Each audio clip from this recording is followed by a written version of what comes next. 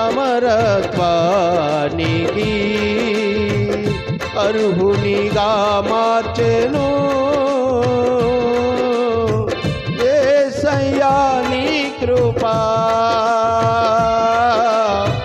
యేసయ్యా నీ కృపా, యేసయ్యా నీ కృపా, యేసయ్యా నీ కృపా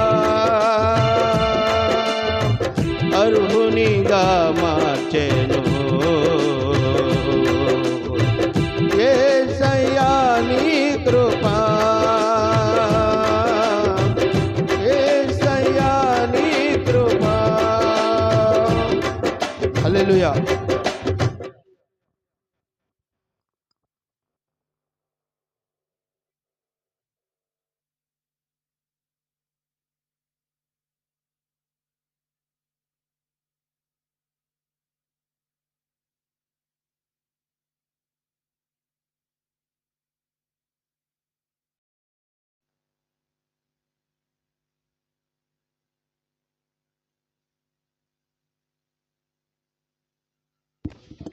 ప్రైజ్ ది లార్డ్. హల్లెలూయా.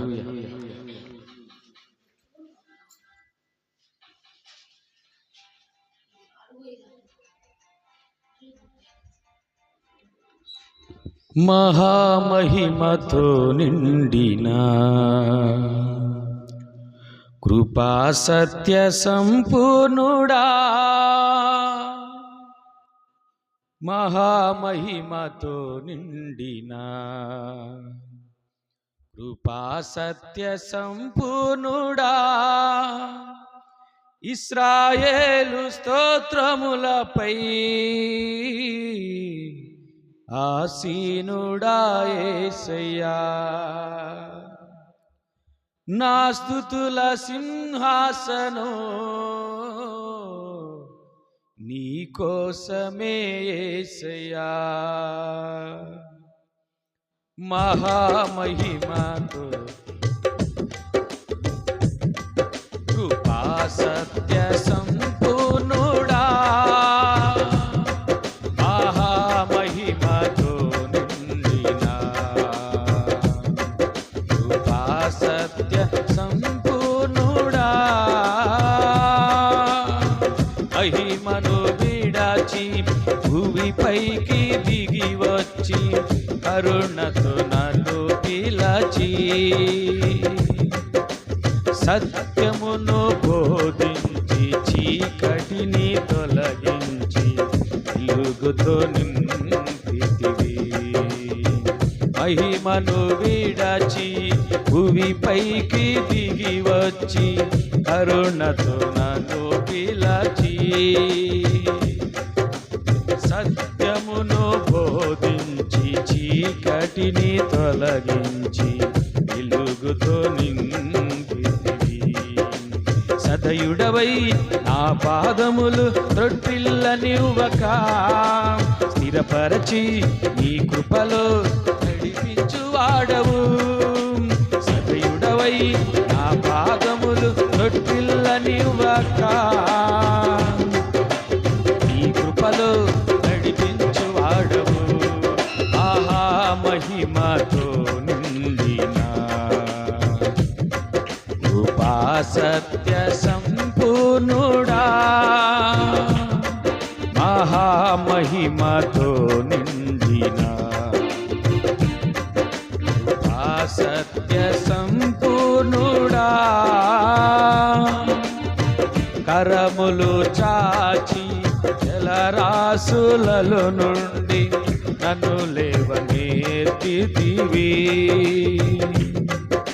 క్షేమమును దయచేసి నన్ను వెంబడించి అనుదినం కాచితివి. కరములు చాచి జలరాశులలో నుండి నన్ను లేవనెత్తితివి. క్షేమమును దయచేసి నన్ను వెంబడించి అనుదినం కాచితివి. అక్షయుడా ప్రేమను చూపి ఆదరించినావు. నిర్మలుడా బాహువు చాపి దీవించువాడవు. క్షయుడా ప్రేమను చూపి ఆదరించినావు. నిర్మలుడా బాహువు చాపి దీవించువాడవు. ఆహా మహిమతో నిండిన ఆ సత్య సంపూర్ణుడా.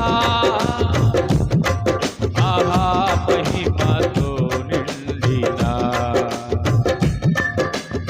ఆ సత్య సంపూర్ణుడా. ఇశ్రాయేలు స్తోత్రములపై ఆసీనుడా యేసయ్యా. నా స్తుతుల సింహాసనం నీకోసమే యేసయ్యా. ఆహా మహిమతో నిండిన కృపా సత్య సంపూర్ణుడా. 10,000లలోన గుర్తించదగిన సుందరుడవు నీవు. అపరంజి పాదములు అగ్ని నేత్రములు కలిగిన వాడవు. 10,000లలోన గుర్తించదగిన సుందరుడవు నీవు. అపరంజి పాదములు అగ్ని నేత్రములు కలిగిన వాడవు. ఉన్నతుడా మహోన్నతుడా ఆరాధించెదను. రక్షకుడా ప్రభాకరుడా నిన్ను ఆరాధించెదను. ఉన్నతుడా మహోన్నతుడా ఆరాధించెదను. రక్షకుడా ప్రభాకరుడా నిన్ను ఆరాధించెదను. మహామహిమతో నిండిన కృపా సత్య సంపూర్ణుడా. మహామహిమతో నిండిన కృపా సత్య సంపూర్ణుడా. ఇశ్రాయేలు స్తోత్రములపై ఆసీనుడా యేసయ్యా. నా స్తుతుల సింహాసనం నీకోసమే యేసయ్యా. మహామహిమతో నిండిన కృపా సత్య సంపూర్ణుడా. మహామహిమతో నిండిన కృపా సత్య సంపూర్ణుడా. స్తోత్రం స్తోత్రం హల్లెలూయా స్తోత్రం. హల్లెలూయా. హల్లెలూయా. హల్లెలూయా. ఇంతవరకు ప్రభు మన పట్ల ఆయన ఉచితమైన కృప చూపించి యోగ్యులము కాకుండాను ఆయన సన్నిధిలో నిలిపి ఆయన నామాన్ని పాడి కీర్తించి మహిమపరచడానికి యోగ్యులుగా మార్చినందుకు యేసయ్యకి స్తోత్రాలు చెప్దాం. స్తోత్రం స్తోత్రం స్తోత్రం స్తోత్రం స్తోత్రం స్తోత్రం. హల్లెలూయా. మంచిది, పాటల సమయం అయిపోయింది కనుక సాక్ష్యాలు చెప్పి దేవుని నామాన్ని ఘనపరచాలి. గడిచిన వారమంతా ఆయన మన జీవితంలో ఎన్నో మేళ్లు చేసి ఈ దినమున సజీవ లెక్కలో ఉంచి ఆయన సన్నిధిలో నిలిపినందుకు కృతజ్ఞత కలిగి ఆయన సన్నిధిలో సాక్ష్యాలు చేద్దాం. మరి మొట్టమొదటిగా నా సాక్ష్యం చెప్తాను. మన ప్రభు అయిన యేసుక్రీస్తు నామములో ఇప్పుడు వచ్చిన మీ అందరికీ వందనాలండి. స్తోత్రాలు దేవుడికి. ప్రభు గడిచిన వారమంతా నా ప్రయాణాల్లో పని బాటల్లో తోడుండి నన్ను నా కుటుంబాన్ని క్షేమకరమైన మార్గంలో నడిపించి ఏ కీడు దరిచేరక ఆయన రెక్కల చాటున భద్రపరిచి ఈ రోజున ఆయన సన్నిధిలో సాక్ష్యం చెప్పుకోవటానికి కృపను అనుగ్రహించి ఆయన ఉచితమైన ప్రేమను నా పైన చూపి ఆయన సాక్షిగా నిలిపినందుకు దేవునికి మహిమ చెల్లిస్తున్నాను. మరి నా జీవితంలో చేసిన మేలును బట్టి యేసయ్యకి స్తోత్రాలు చెప్దాం. స్తోత్రం స్తోత్రం స్తోత్రం స్తోత్రం స్తోత్రం స్తోత్రం. హల్లెలూయా హల్లెలూయా.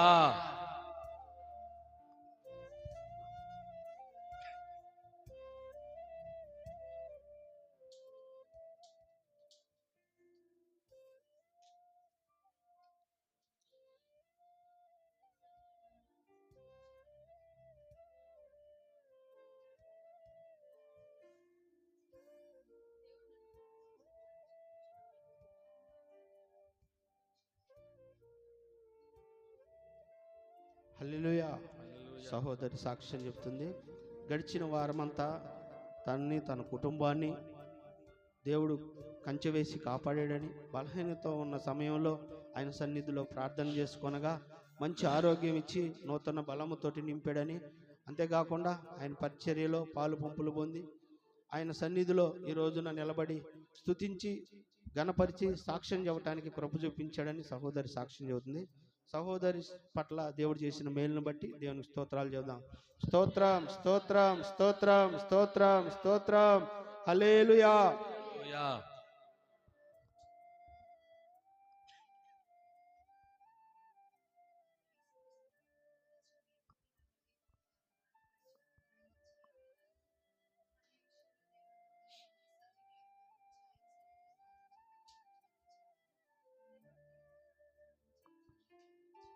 హల్లెలూయా. హల్లెలూయా. యేసయ్యకి మహిమ కలుగును గాక. ఆమేన్. సహోదరి కావ్య సాక్ష్యం చెబుతుంది.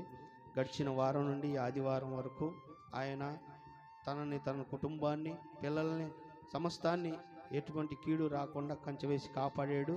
ఆయన సన్నిధిలో సాక్ష్యం చెప్పడానికి ప్రభు కృపను అనుగ్రహించాడని సాక్ష్యం చెబుతుంది. సహోదరి పట్ల దేవుడు చేసిన మేలును బట్టి యేసయ్యకి స్తోత్రాలు చెబుదాం. స్తోత్రం స్తోత్రం స్తోత్రం స్తోత్రం స్తోత్రం. Hallelujah. Hallelujah.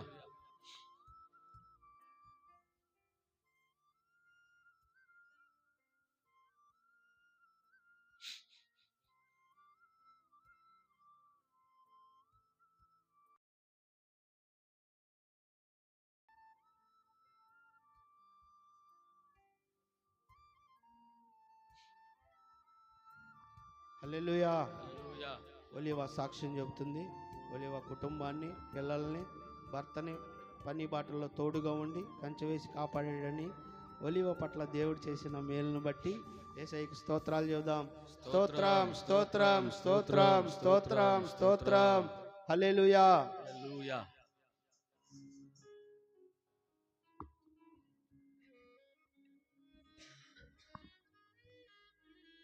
Praise the Lord. Hallelujah. దేవుని స్తోత్రాలు కూడా వచ్చిన మీ అందరికి వందనాలు. దేవుడు నన్ను, నా కుటుంబాన్ని గడిచిన వారమంతా దేవుడు కనుపాపలు కాపాడి మరి ఈ రోజున సజీవులుగా ఉంచి ఆయన ఉచితమైన కృపచేత నన్ను బలపరిచి సంఘాన్ని, సంఘ బిడ్డలను, విశ్వాసులను, పరిచారకులను, సంఘ పెద్దలను దేవుడు ఆయన కృపారెక్కలను భద్రపరుచుకొని మనం చేస్తున్నటువంటి పరిచర్లో దేవుడు నమ్మకంగా నన్ను వాడుకుంటూ ఎన్నో బలహీనతలు వచ్చినప్పుడు దేవుడు ప్రార్థన చేసుకుని బలహీనతల నుంచి విడుదల చేసి స్వస్థపరిచి ఈ రోజున సజీవులుగా ఉంచిన మన దేవునికి స్తోత్రాలు చెల్లిస్తూ, అదేవిధంగా గతించినటువంటి సంవత్సరం అంతా దేవుడు కనుపాపలే కాపాడి ఈ సంవత్సరం కూడా దేవుడు నూతనమైన కృప చేత ఈ రెండో ఆదివారం దేవుడు కృపను అనుగ్రహించి క్షేమాన్ని ఇచ్చి మంచి బలాన్ని, శక్తిని ఇచ్చిన దేవునికి స్తోత్రాలు చెల్లిస్తూ, మరి ఈ ఆదివారం కూడా దేవుడు ఆయన కృపచేత బలపరిచి దీవించిన సంఘాన్ని, నా కుటుంబాన్ని కాపాడిన దేవునికి స్తోత్రాలు చెల్లిద్దాం. స్తోత్రం స్తోత్రం స్తోత్రం స్తోత్రం స్తోత్రం స్తోత్రం. హల్లెలూయా. హల్లెలూయా. అందరు లేచి నిలబడండి, ఆరాధన చేసుకుందాం.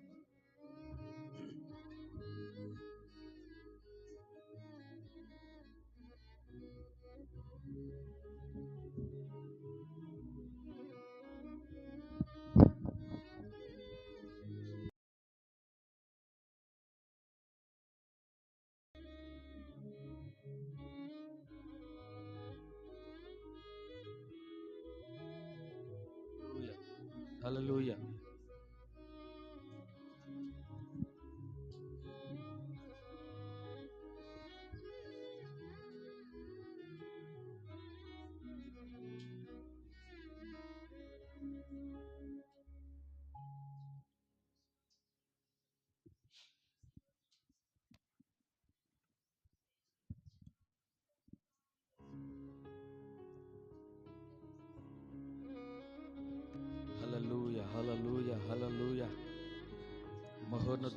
నీకు స్తోత్రం, స్తోత్రం, స్తోత్రం, స్తోత్రం, స్తోత్రం. ప్రేమగల హల్లెలూయా తండ్రి, దయగల దేవా, కృపా సత్య సంపూర్ణుడా నీకు స్తోత్రం, కృపామయుడా నీకు స్తోత్రం, దయామయుడా నీకు స్తోత్రం, పరిశుద్ధాత్మ తండ్రి కరుణామయుడా నీకు స్తోత్రం, జాలి కలిగిన యేసయ్యా నీకు స్తోత్రం, దైవ కలిగిన తండ్రి నీకు స్తోత్రములు నాయనా, స్తోత్రములు, స్తోత్రములు, స్తోత్రములు. గడిచిన వారం అంతా నీ మహాగణుడు అయిన దేవా నీకు స్తోత్రం, స్తోత్రం, స్తోత్రం, సంఘాలను స్తోత్రం, దీవించి స్తోత్రం. నాయన పరిశుద్ధుడైన ఎటువంటి తండ్రి ఆపద నీకు రాకుండా స్తోత్రం, కాపాడి స్తోత్రం, స్తోత్రం. ఎటువంటి తెగులు రాకుండా కాపాడి ఈ రోజున సజీవుల లెక్కలో ఉంచినందుకు నీకు వందనాలు, స్తోత్రాలు, స్తోత్రాలు. హల్లెలూయా, ఏమిచ్చినా నీ హల్లెలూయా, రుణము తీర్చుకోలేము తండ్రి. హల్లెలూయా, ఏం చేసినా నాయనా హల్లెలూయా, హల్లెలూయా, నీ త్యాగానికి హల్లెలూయా, విలువ హల్లెలూయా. కట్టలేము ప్రభువా. స్తోత్రం, మట్టి స్తోత్రం, పురుగులమైన స్తోత్రం, మహ పట్ల స్తోత్రం, స్తోత్రం, స్తోత్రం. నీవు ఉచితమైన ప్రేమగల కృప తండ్రి, చూపేవు, స్తోత్రం, ప్రేమ చూపేవు స్తోత్రం, తండ్రి, నీకు స్తోత్రం, స్తోత్రం, స్తోత్రం. అత్యున్నతమైన హల్లెలూయా. సింహాసనమందు ఆసీనుడా స్తోత్రం, స్తోత్రం, స్తోత్రం. హల్లెలూయా, హల్లెలూయా, హల్లెలూయా. ఏ తెగులు సమీపించనీయక, ఏ కీడైన దరి చేరనీయక, ఆపదలన్నీ తొలగే వరకు ఆత్మలో నెమ్మది కలిగే వరకు. స్తోత్రం. ఏ తెగులు సమీపించనీయక, ఏ కీడైన దరి చేరనీయక, ఆపదలన్నీ తొలగే వరకు ఆత్మలో నెమ్మది కలిగే వరకు. నా భారము మోసి బాసటగా నిలిచి ఆదరించితివి. ఈ స్తుతి మహిమలు నీకే చెల్లించెదను జీవితాంతము. అయినవి నీ కార్యములు నా ఎడల, స్థిరమైనవి నీ ఆలోచనలు నా యేసయ్యా. ఘనమైనవి నీ కార్యములు నా ఎడల, స్థిరమైనవి నీ ఆలోచనలు నా యేసయ్యా. కృపలను పొందుచు కృతజ్ఞత కలిగి స్తుతులర్పించెదను అన్ని వేళలా. కృపలను పొందుచు కృతజ్ఞత కలిగి స్తుతులర్పించెదను అన్ని వేళలా. అనుదినము నీ అనుగ్రహమే ఆయుష్కాలము నీ వరమే. అనుదినము నీ అనుగ్రహమే ఆయుష్కాలము నీ వరమే. ఘనమైనవి నీ కార్యములు నా ఎడల, స్థిరమైనవి నీ ఆలోచనలు నా యేసయ్యా. నాకు ఎత్తైన కోటవు నీవే, నన్ను కాపాడు కేడము నీవే. ఆశ్రయమైన బండవు నీవే, శాశ్వత కృపకాధారము నీవే.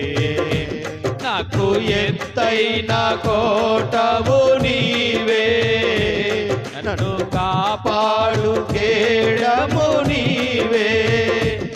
ఆశ్రయమైన బండవు నీవే, శాశ్వత కృపకాధారము నీవే.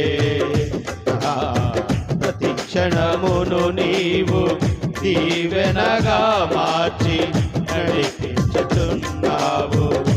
ఈ స్తుతి మహిమలు నీకే చెల్లించెదను జీవితాంతము. ఘనమైనవి నీ కార్యములు నా ఎడల, స్థిరమైనవి నీ ఆలోచనలు నా యేసయ్యా. ఘనమైన కార్యములు నా ఎడల స్థిరమైనవి నీ ఆలోచనలు నా యేసయ్యా. నీ కృప తప్ప వేరొకటి లేరయా, నీ మనసులో నేనుంటే చాలయా. బహుకాలముగా నేనున్న స్థితిలో నీ కృప ఆయడ చాలునండి. నీ కృప తప్ప వేరొకటి లేదయా, నీ మనసులో నేనుంటే చాలయా. బహుకాలముగా నేనున్న స్థితిలో నీ కృప నాయడ చాలునండి. నీ అరచేతిలో నన్ను చెక్కుకుంటివి, నాకేమి కొదువా. ఈ స్తుతి మహిమలు నీకే చెల్లించెదను జీవితాంతము. ఘనమైనవి నీ కార్యములు నా ఎడల స్థిరమైనవి నీ ఆలోచనలు నా యేసయ్యా.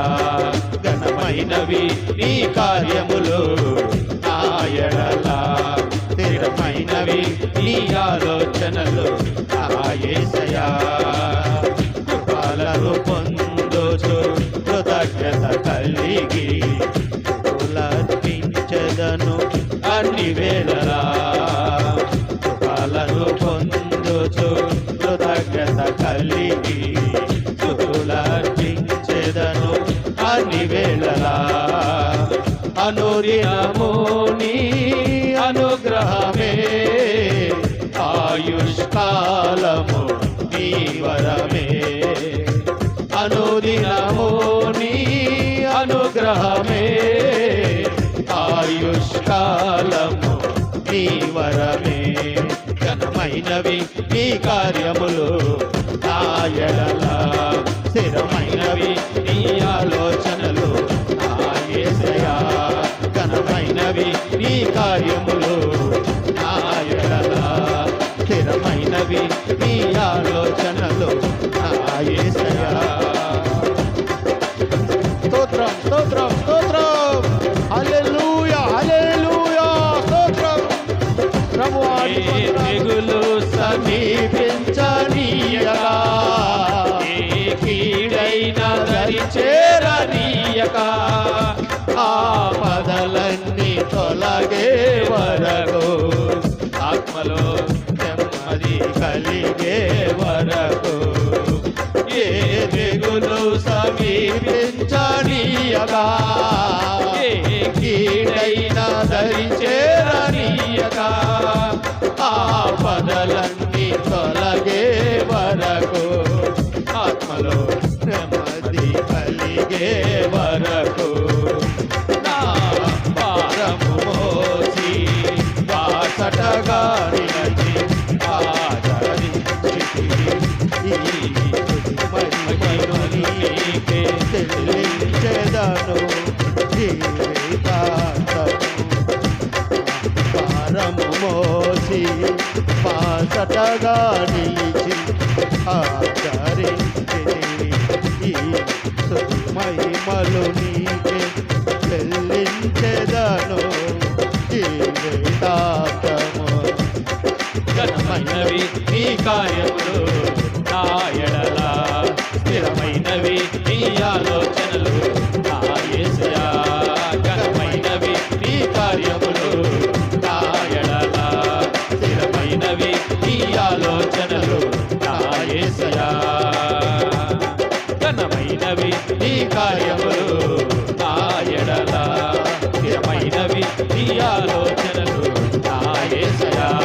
ఘనమైనవి నీ కార్యములు నా ఎడల స్థిరమైనవి నీ ఆలోచనలు నా యేసయ్యా. ఘనమైనవి నీ కార్యములు నా ఎడల స్థిరమైనవి నీ ఆలోచనలు నా యేసయ్యా.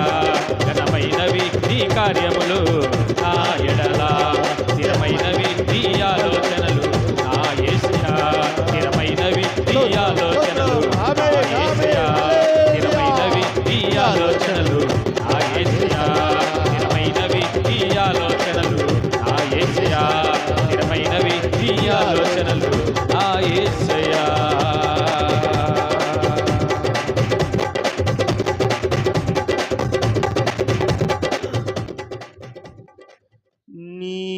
కృప తప్ప వేరొకటి లేదయా, నీ మనసులో నేనుంటే చాలయా, బహుకాలముగా నేనున్న స్థితిలో నీ కృప నాయడ చాలునంటియే. నీ కృప తప్ప వేరొకటి లేదయా, నీ మనసులో నేనుంటే చాలయా, బహుకాలముగా నేనున్న స్థితిలో నీ కృప నాయడ చాలునంటివే. నీ అరచేతిలో నన్ను చెక్కుకుంటివి, నాకేమి కొదువా, ఈ స్తుతి మహిమలు నీకే చెల్లించెదను జీవితాంతము. నీ అరచేతిలో నన్ను చెక్కుకుంటివి, నాకేమి కొదువా, ఈ స్తుతి మహిమలు నీకే చెల్లించెదను జీవితాంతము. ఘనమైనవి నీ కార్యములు నా ఎడల, స్థిరమైనవి నీ ఆలోచనలు నా యేసయ్యా. ఏ తెగులు ఫలను పొందు తప్ప వేరొకటి లేదయ్యా, నీ మనసులో నేనుంటే చాలయ్యా, అన్ని వేళ నీ కృప తప్ప వేరొకటి లేదు నాయనా, అనుదినము నీ మనసులో నేనుంటే చాలయ్యా, బహుకాలముగా నేనున్న స్థితిలో నీ కృప నా ఎడల చాలునంటివి నాయనా. అనుదినము నీ అనుగ్రహమే, ఆయుష్కాలము నీ ఎడనే, అనుదినము నీ అనుగ్రహమే, ఆయుష్కాలము నీ వరమే, ఆయుష్కాలము నీవిచ్చిన అనుదినము నీ అనుగ్రహమే, ఆయుష్కాలము నీ వరమే. ఘనమైనవి నీ కార్యములు నా ఎడల, స్థిరమైనవి నీ ఆలోచనలు నా యేసయ్యా. ఘనమైనవి నీ కార్యములు నా ఎడల, స్థిరమైనవి నీ ఆలోచనలు నా యేసయ్యా. నా యేసయ్యా, నా యేసయ్యా.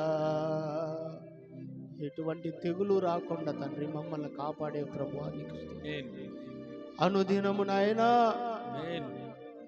ఈ రోజు వరకు మేము బ్రతికి ఉన్నామంటే స్తోత్రం స్తోత్రం నీవు ఇచ్చిన ఆయుష్ కాలమే ప్రభువా, నీకు వందనాలు, స్తోత్రాలు, కృతజ్ఞత కలిగి ఈ స్తుతి మహిమలు నీకే చెల్లిస్తున్నాము ప్రభువా.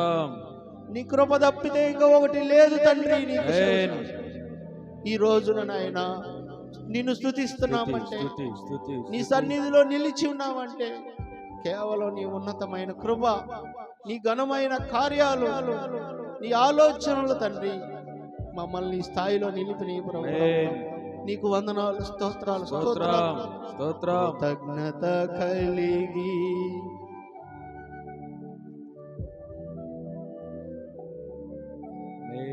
కృపలను పొందుచు కృతజ్ఞత కలిగి స్తుతులర్పించెదను అన్ని వేళలా. కృపలను పొందుచు కృతజ్ఞత కలిగి స్తుతులర్పించెదను అన్ని వేళలా. అనుదినము నీ అనుగ్రహమే,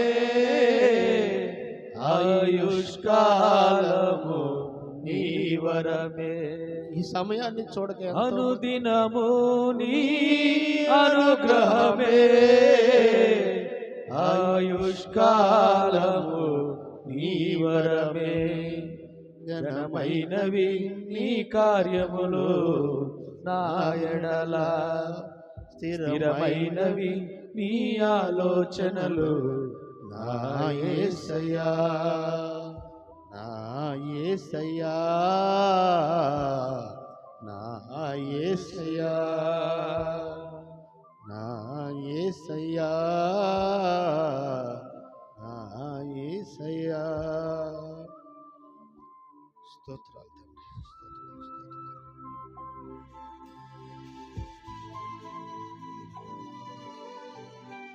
కొద్ది నిమిషాలు అందరూ మౌనంగా ఉందాం.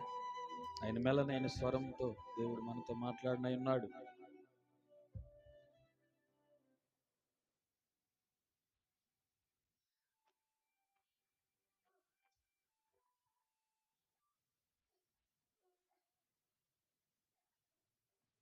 ఆయన స్వరంతో మాట్లాడి మనందరం పరిశుద్ధపరిచిన దేవునికి స్తోత్రాలు చెల్లిద్దాం. స్తోత్రం, స్తోత్రం, స్తోత్రం, స్తోత్రం. ఆరాధన ద్వారా మహిమ పొందిన దేవునికి స్తోత్రాలు చెల్లిద్దాం.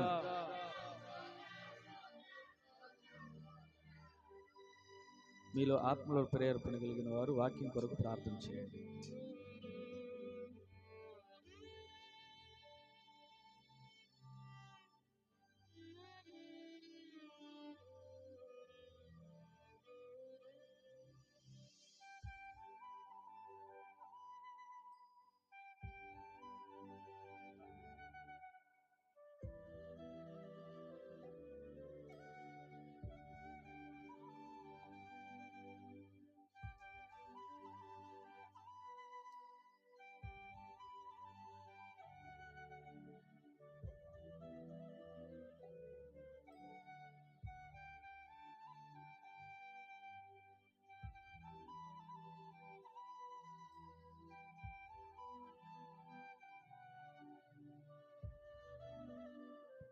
హల్లెలూయా. అందరు కూర్చోండి.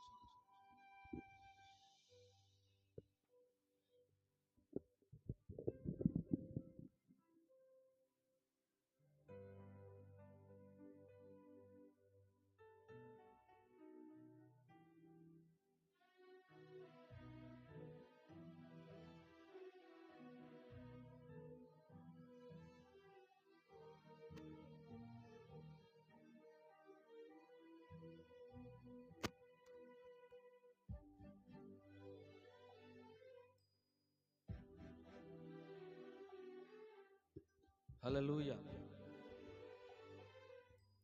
దేవుని స్తోత్రాలు కూడి వచ్చిన మీ అందరికి వందనాలు.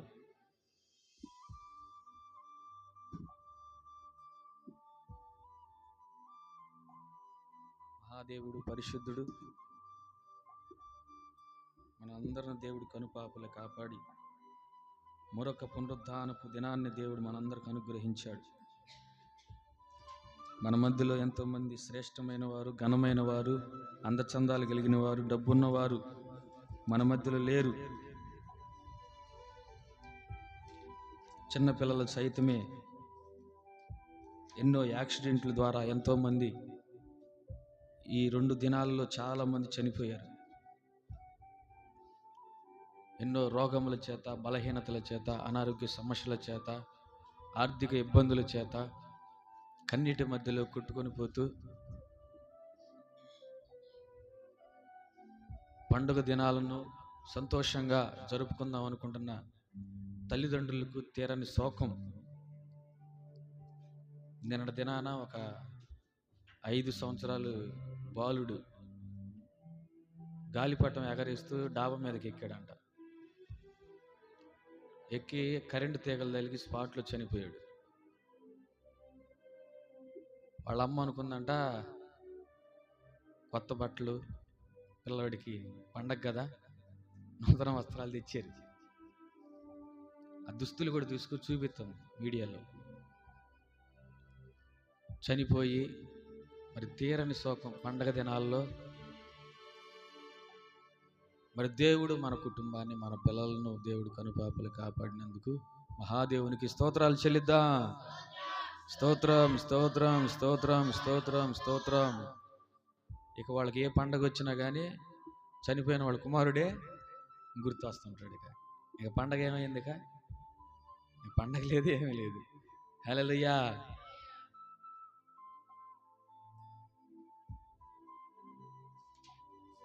ఈ ఉదయకాల సమయంలో దేవుడు మనతో 10 నిమిషాలు మాట్లాడబోతున్నాడు. పరిశుద్ధాత్మ దేవుడు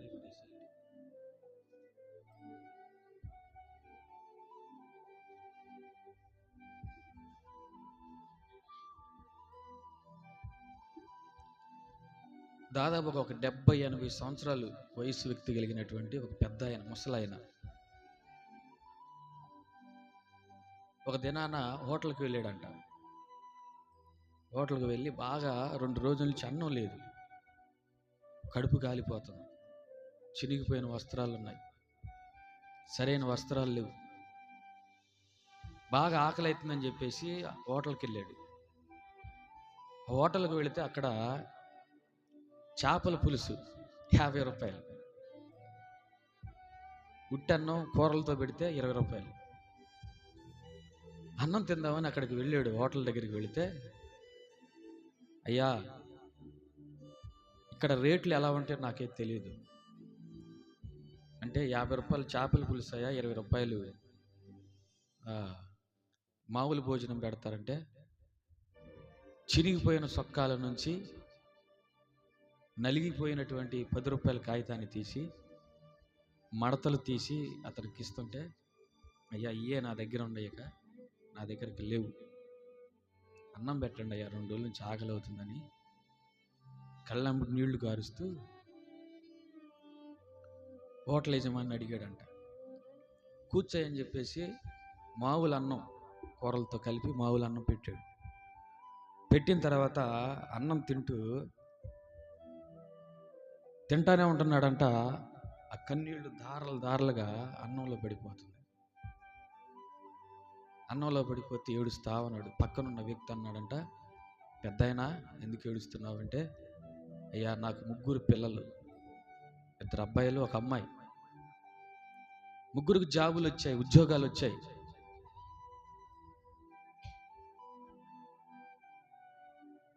నా వెంబడే ఉండి నా పరిస్థితులు ఎరిగి నాకు తోడు నీడగా ఉండవలసిన నా భార్య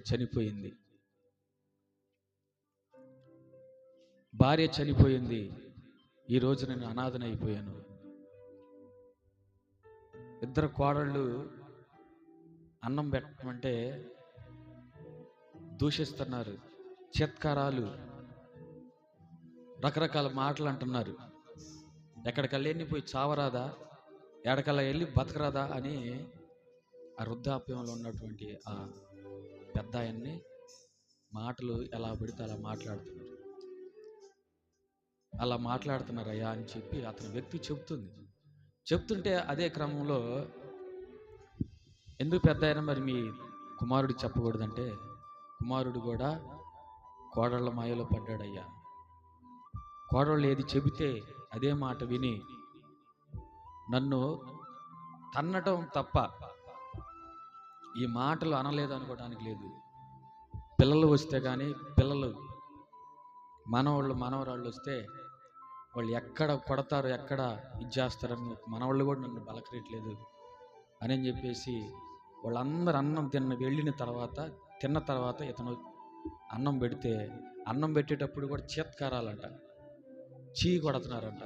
పెద్ద ఆయన చీ కొడుతుంటే అప్పటికి కూడా అన్నం ముందు పెట్టుకొని తింటే,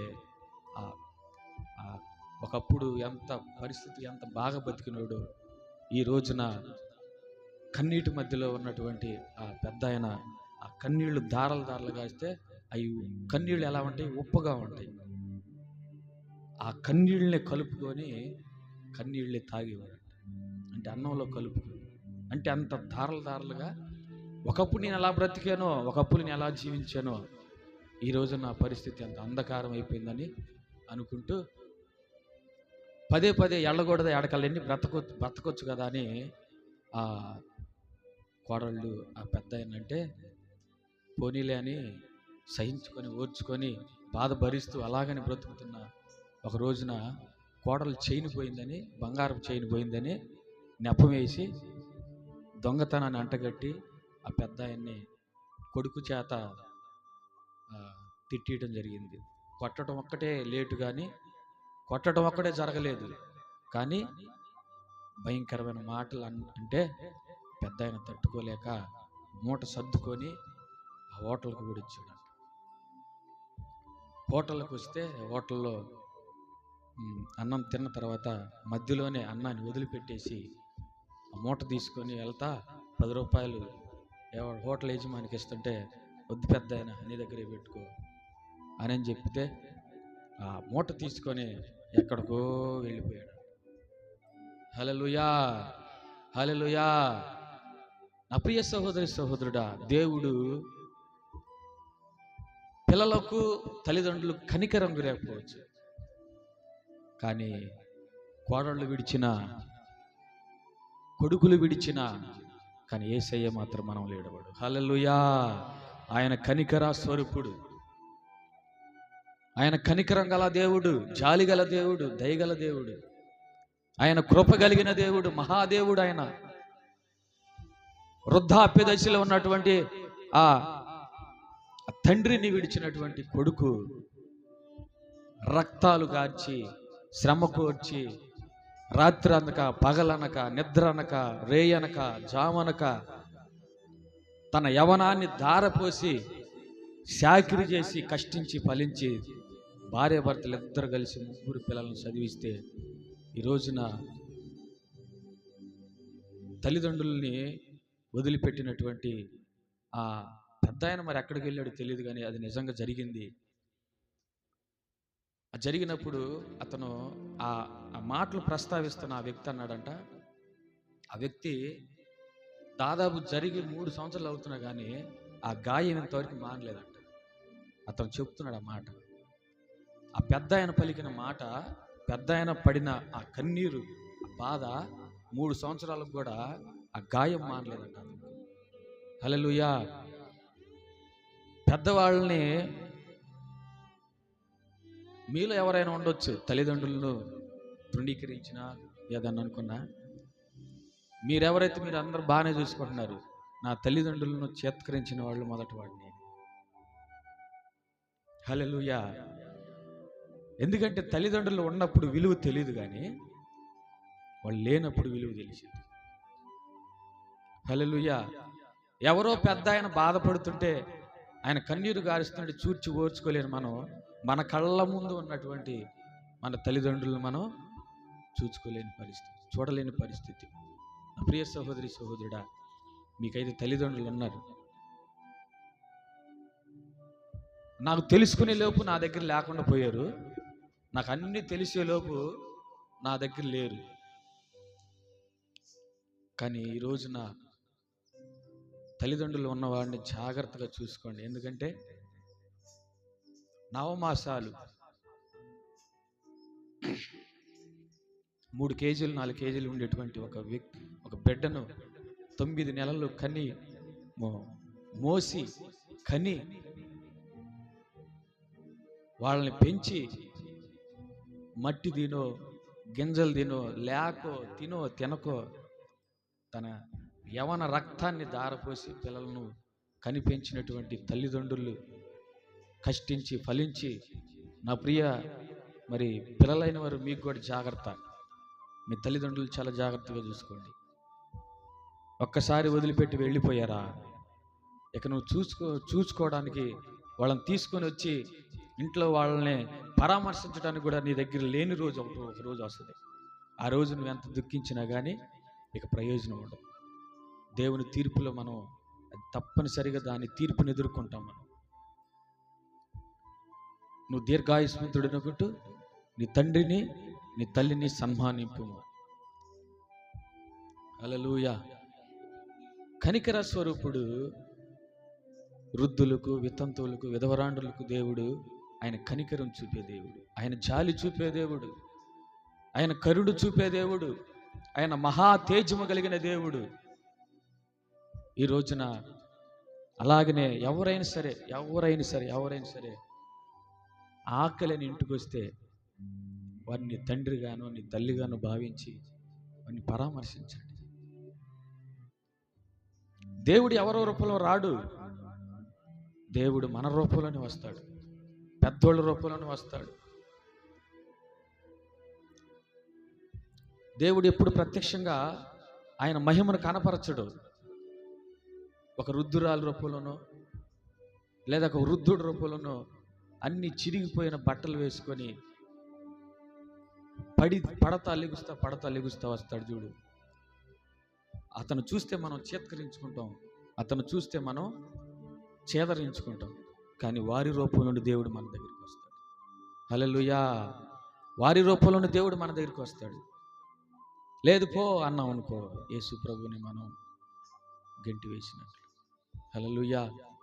కనికర స్వరూపుడైన దేవుడు ఈ రోజున నీ దగ్గరికి ఎవరైనా అమ్మ ఆకలి అని వస్తే కనికరం చూపండి, జాలి చూపండి, ప్రేమ చూపండి. హల్లెలూయా. ఎంతో మంది పిల్లలను కోల్పోయిన తల్లిదండ్రులు ఉన్నారు, తల్లిదండ్రులు కోల్పోయిన పిల్లలు ఉన్నారు. నా ప్రియ సహోదరి సహోదరుడా, దేవుడు కూడా యేసు ప్రభు కూడా మహామహిమను విడిచి ఆయనకి ఎంతోమంది దేవదూతలు ఉన్నారు, నిత్యం ఆరాధించే పరిశుద్ధులు ఉన్నారు. వారందరూ కాదని ఆ మహిమ తేజస్సును విడిచి ఈ లోకానికి వచ్చి ఆయన చవాట్లు తిన్నాడు. ఆయన చేత్కరించబడ్డాడు, తృణీకరించబడ్డాడు, మొహాన ఉమ్మి వేశారు, కాళ్ళతో తన్నాడు, కిరీటం పెట్టి కర్రతో కొట్టాడు. 10 మంది కలిసి 10-20 మంది అక్కడ ఉన్నటువంటి ఆ రక్షక భటులు అంటారు చూడండి, సైనికులు ఎగతాళి చేశారు యేసు ప్రభు. ఆయన ఊరు మహామహిమ గల దేవుడు. ఆ మహిమ గల దేవుణ్ణే వాళ్ళు చేత్కరించుకున్న దేవుడు వారిని చూసి కనికరపడ్డాడు. దేవుడు వారిని చూసి జాలి చూపించాడు, దయ చూపించాడు.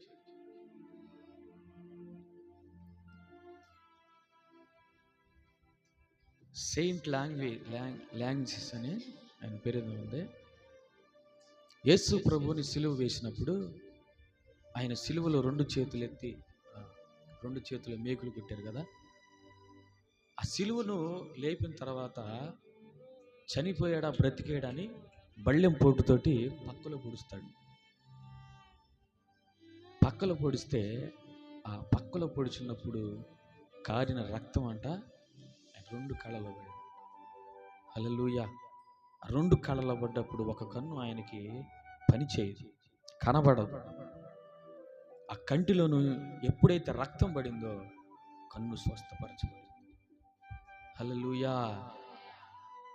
స్వస్థపరచబడితే అప్పుడే ఒక మెరుపు లాంటి ఆకాశంలో ఒక దేవుని యొక్క ప్రసన్నత, అగ్ని, భూమి బద్దలైపోవటం, నడిమికి చిరిగిపోయిందంట తెర, భూమి కంపించింది.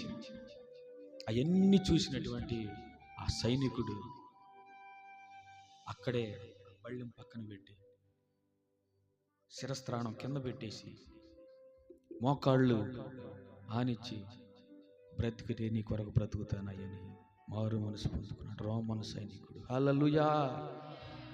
బ్రతికితే నీ కొరకు సాక్షిగా బ్రతుకుతానయ్యానని మోకాళ్ళేసి ప్రార్థనలో కూర్చొని ఒక తీర్మానం చేసుకున్నాడు. బ్రతికితే నీ కొరకు బ్రతుకుతానయ్యా, చచ్చిపోతే నీ దగ్గరికి నన్ను చేర్చుకోయని ఒక తీర్మానం చేసుకొని ఒక మిషనరీగా ఆయన ఏం చేశాడంటే ఒక దేశానికి స్వార్థ పరిచర్యకు వెళ్ళాడు. పరిచర్యకు వెళితే అక్కడ అతన్ని ఆ సైనికుడిని బ్రతికుండగానే ఈ పళ్ళన్నీ పీకేశాడు, దంతాలన్నీ పీకేశాడు, నాలుక మధ్య కట్ చేసాడు. కట్ చేసినాడు, ఎక్కడో తగ్గ ఎక్కడ కూడా ఆయన నిరుత్సాహపడలా. నన్ను చంపిన, నడివికి కట్ చేసినా కానీ నీ కొరకే బ్రతుకుతానని ఇంకా సువార్త చెప్పడం ప్రారంభించాడు. ఇంకా సువార్త చెప్పడం ప్రారంభిస్తే అప్పుడు ఈడు అక్కడ ఉన్నటువంటి గవర్నర్, ఆ దేశ గవర్నర్ అన్నాడు, ఆ సైనికుడు ఏం చేశాడంటే సువార్త పరిచయం చేస్తా అక్కడ ఉన్నటువంటి దేవతా విగ్రహాలను పడగొట్టించాడు.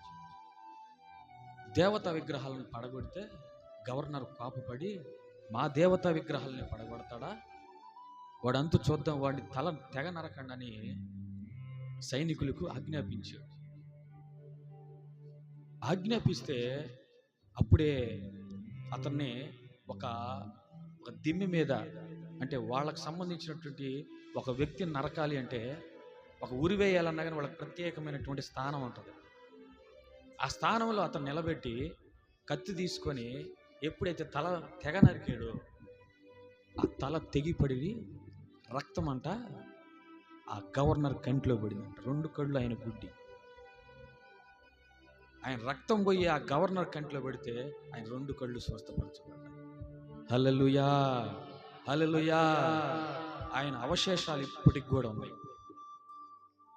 యేసు ప్రభుని పక్కలో బళ్ళెం పొడిచి ఆయన చిత్రహింసలు పెట్టి నానా బాధలు పెట్టినటువంటి ఆ సెయింట్ ల్యాంజెస్ ఏదో పేరుంది, ఆయన నాకు రావట్లేదు, అతన్ని అవశేషాలు, చనిపోయిన అవశేషాలు ఇప్పుడు కూడా ఆ ప్రాంతంలో ఉన్నాయి.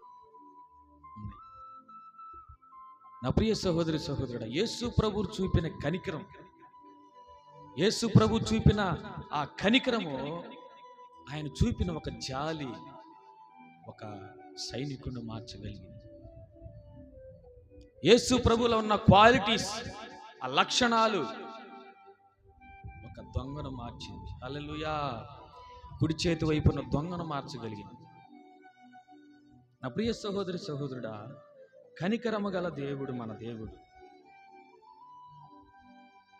ద్వితీయోపదేశకాండం 4వ అధ్యాయం 31వ వచనం.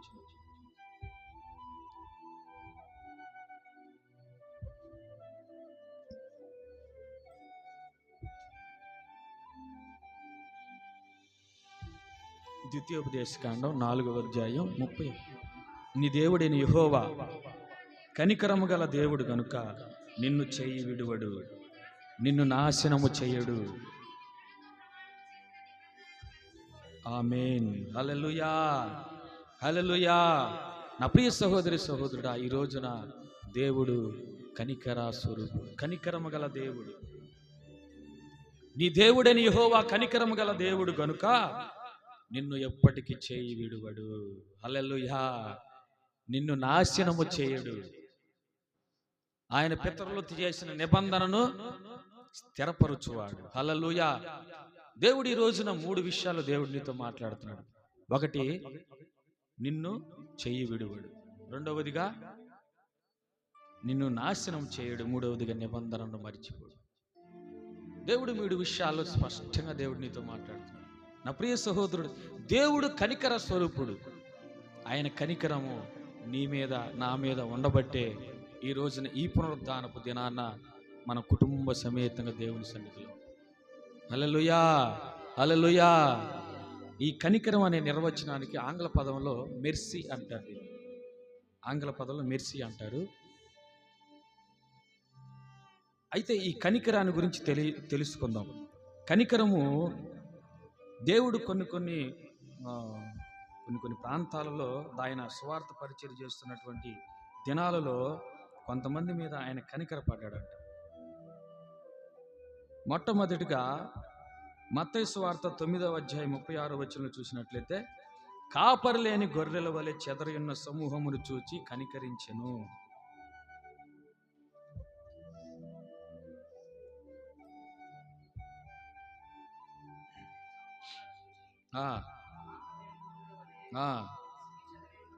చెదరి ఉన్నవారు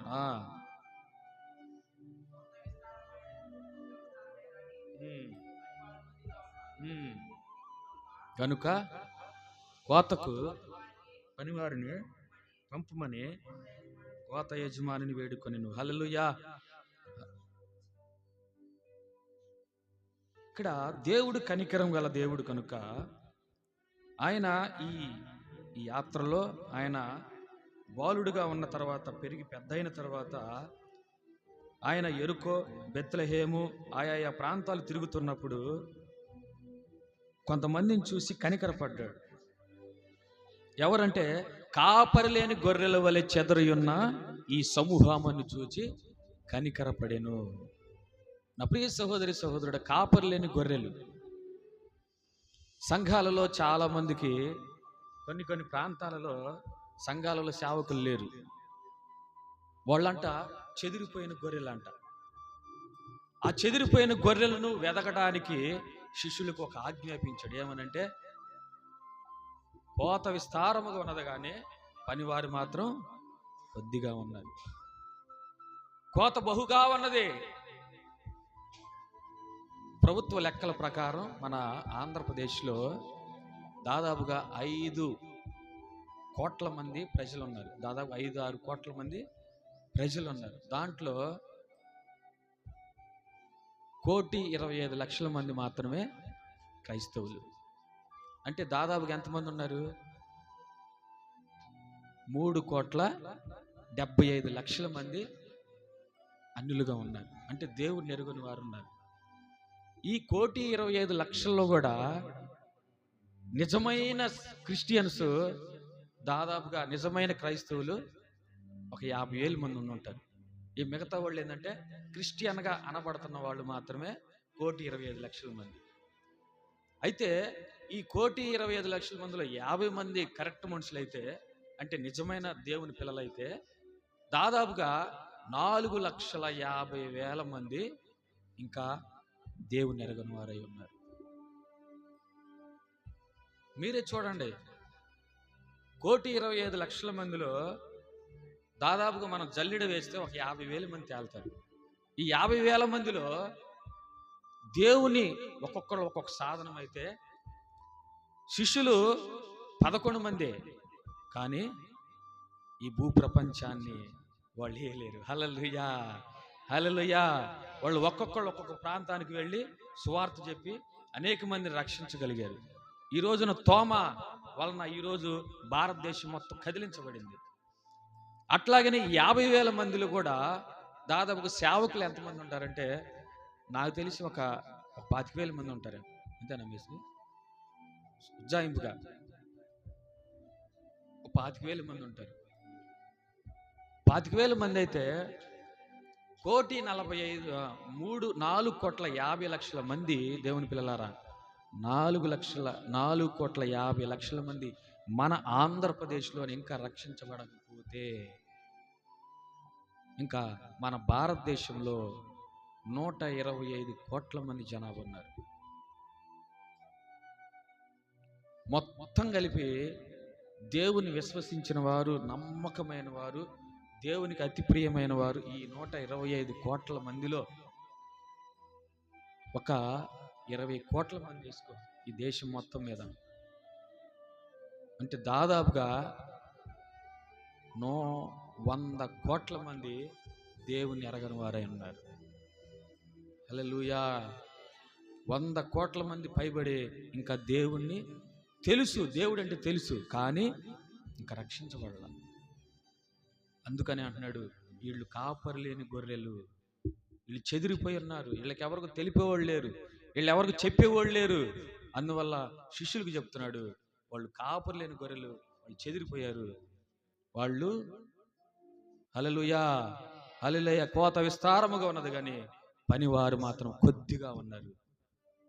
ఈ రోజున కూడా మీరు కూడా రోషం తెచ్చుకొని పౌరుషం కలిగి దేవుని రాజ్యాన్ని కట్టాలి. మీరు కూడా ఒక్కొక్కరు సాధనంగా కావాలి.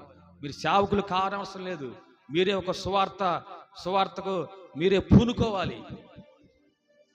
మీరే ఒక సాధనంగా దేవుని పనికి వాడబడాలి. ఈ ప్రాంతంలోనే, మన మాటూరు ప్రాంతంలోనే దాదాపుగా ఒక 20,000 మంది ప్రజలుంటే, ఒక 50 చర్చిలు వేసుకుంటే దాంట్లో ఒక్కొక్క చర్చికి 100 మంది కాడకి లెక్కేయండి, ఒక 5,000 మంది ఉంటారు. అంతేనా? 5,000 మంది వేసుకో. 5,000 మంది అయితే ఈ 5,000 మందిలో కూడా ఇంకా దాదాపు ఎంతమంది ఉన్నారు? ఓన్లీ మన మాటూరు గ్రామంలోనే 15,000 మంది ఉన్నారు. 15,000 మంది దేవుణ్ణి తెలుసుకోకుండా ఉన్నారు. మరి వీళ్ళందరికీ దేవుని సువార్త ఎలాగా రక్షించబడతారు? వీళ్ళు దేవుని రాజ్యాన్ని స్వతంత్రించుకోగలుగుతారు?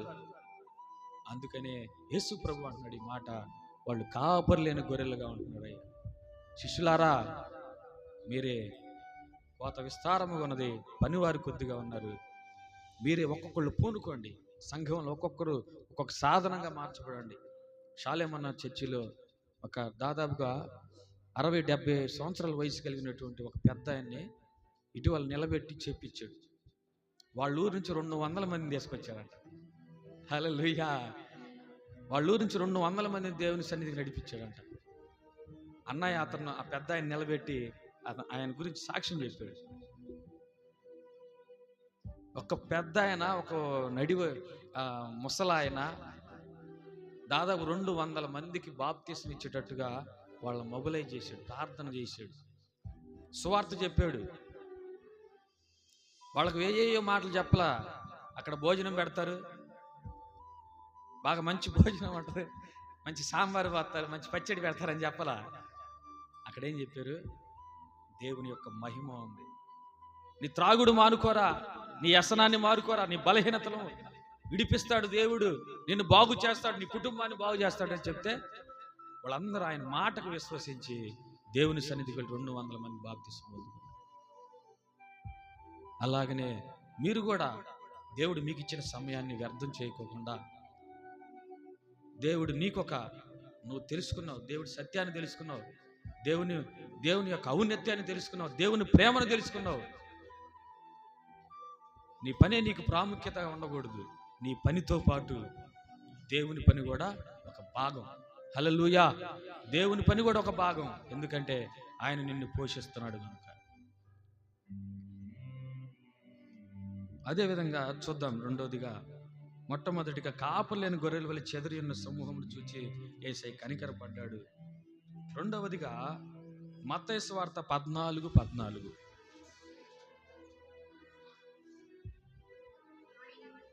ఆయన వచ్చి ఆ గొప్ప సమూహమును చూచి వారి మీద కనికరపడి వారిలో రోగులైన వారిని స్వస్థపరిచెను. హల్లెలూయా! హల్లెలూయా! ప్రియ సహోదరుడా, రెండవదిగా చూస్తే ఆ జన సమూహములో దేవుడు సంచరిస్తున్నప్పుడు ఆ జన సమూహమును చూసి అంట దేవుడు కనికరపడ్డాడు.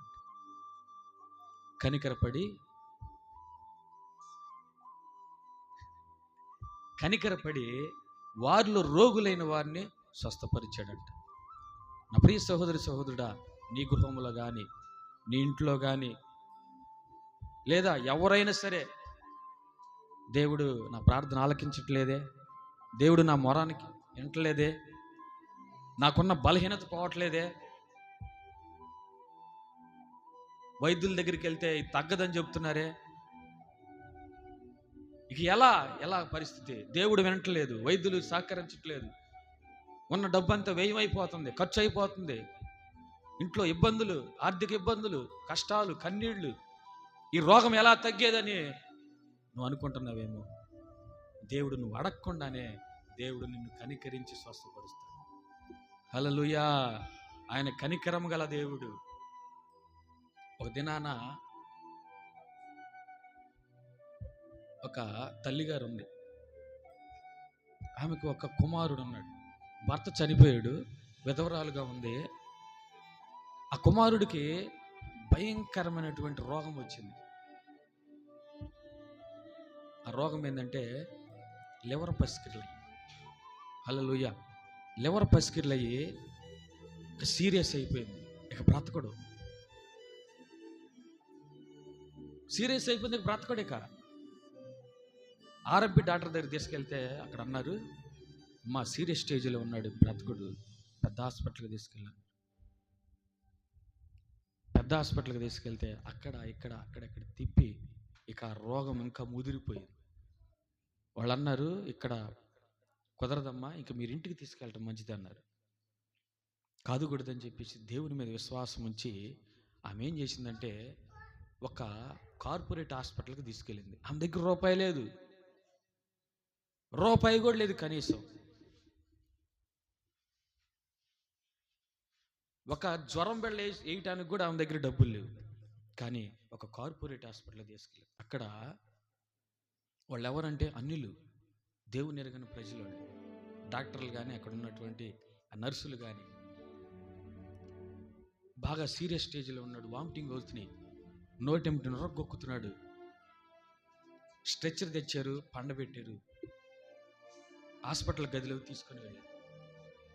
తీసుకొని వెళితే స్పాట్లో 50,000 కడితేనమ్మా ముందు ఆ బాబుకి ప్రస్తుత ట్రీట్మెంట్ చేస్తా ఉన్నారు.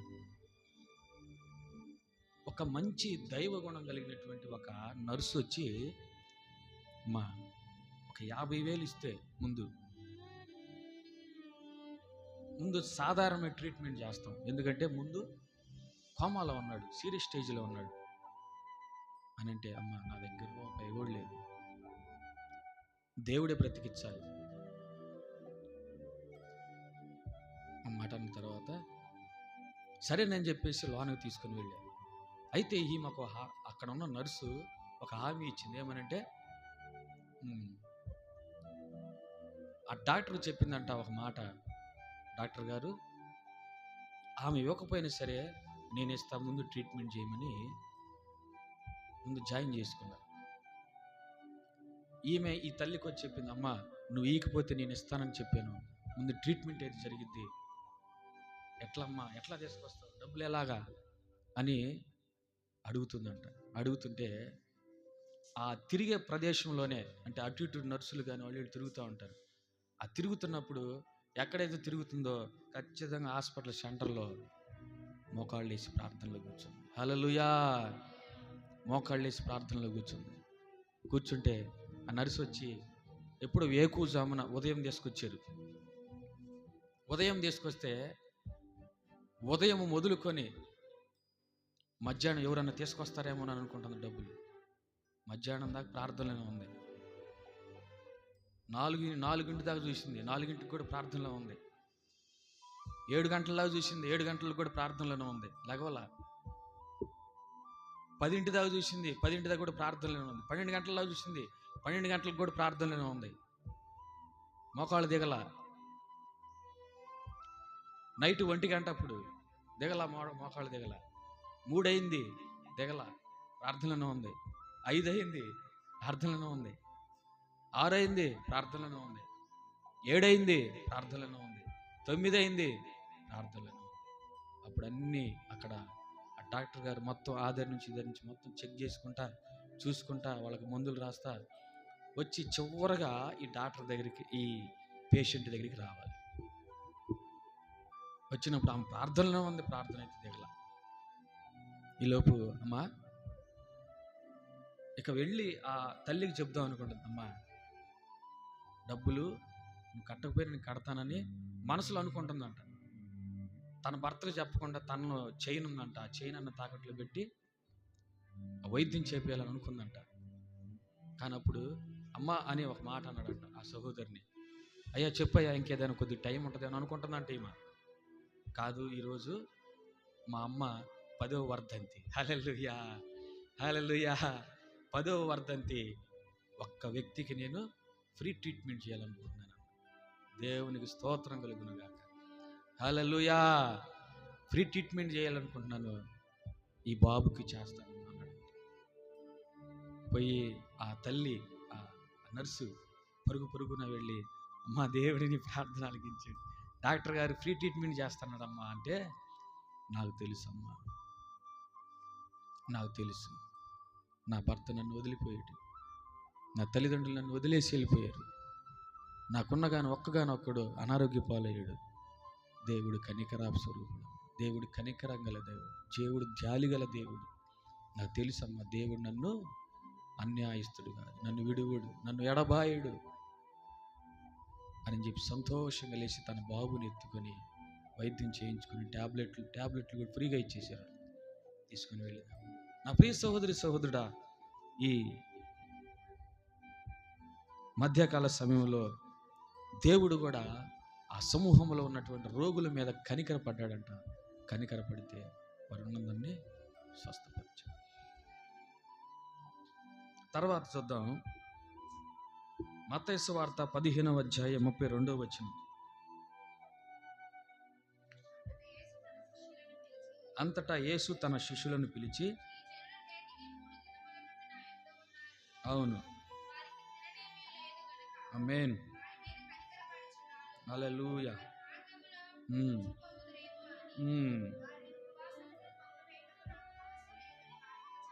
ఆమేన్. చాలమ్మా.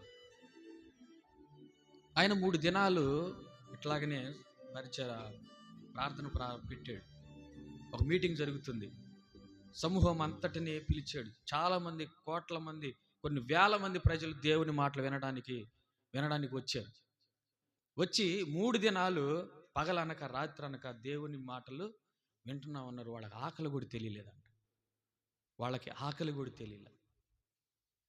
దేవుని యొక్క మాటకు అంత లీనమైపోయారు, అంత శ్రద్ధగా దేవుని వాక్యాన్ని ఆలకిస్తూ. అప్పటికి వాళ్ళకి తెలియకుండానే 3 దినాలు అయిపోయినాయి.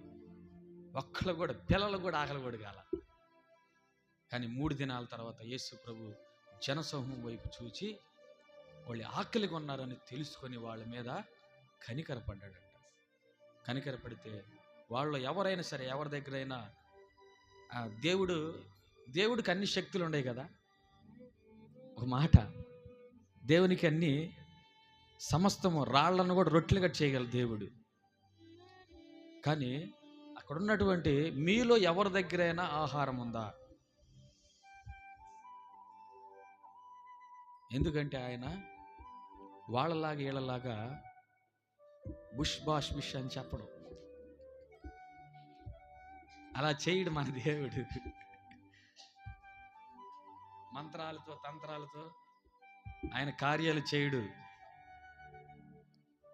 ఆయన ఆ జన సమూహంలోనే ఉన్న వాటినే దేవుడు ఆశీర్వదించి అక్కడ ఉన్నటువంటి ఆ మహిమను కనపరచగలడు ఆయన. అంతేగాని ఎక్కడో నేను దేవుణ్ణి కదని ఆ రాళ్లను రొట్టెలుగా చేసాడు అనుకో, ఆ తినేవాళ్ళు ఏమనుకుంటారు, మరి ఈ రాళ్ళు రొట్టెలు కదా అనుకుంటారా లేదా?